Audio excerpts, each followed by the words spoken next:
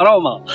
واخيرا كتب اننا نجيو لاجمل مدينه في ايطاليا، روما، مدينه التاريخ والفن والجمال. اول حاجه غتلاحظها من توصل لروما الاحساس العجيب انك وسط متحف مفتوح، الشوارع القديمه، البنايات الفخمه، كل زاويه هنا عندها تاريخ وكل مبنى عنده قصه. بدينا الرحله ديالنا في هذه الاعجوبه التاريخيه، الكولوسيو، المدرج الروماني الاسطوري اللي تبنى اكثر من 1900 عام وكان اكبر ساحه للعروض والمعارك في العالم القديم. الاخوان راه لا يعقل ان شحال من متفرج كانوا كيجلسوا هنا، تقريبا 60,000 حتى 80,000 متفرج كانوا كيجلسوا هنايا وكيتفرجوا في الناس كيدابزوا في هذه البلاصه هذه. كما كتشوفوا هنا الناس كيتفرجوا من الفوق هنايا، كما كتشوفوا السيتس ما بقاوش هنايا دوك الكراسه، حيت تعرضت هذه البلاصه هذه لبزاف ديال الزلازل وبزاف ديال الحوايج.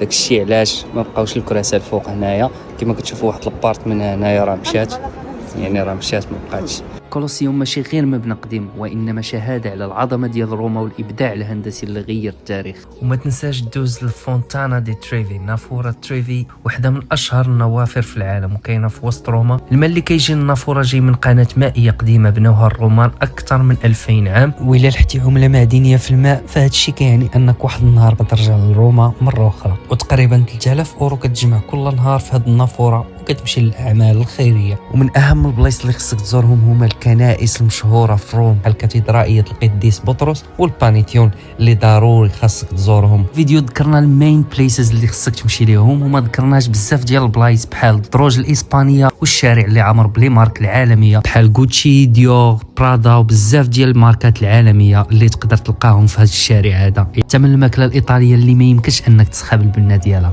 الا عجبك الفيديو ما تنساش دير بارطاج ودير فولو باش يوصلك الجديد. البلايص هادو هما اللي خصك تزورهم وخصك تمشي ليهم الا جيتي لروما هناك.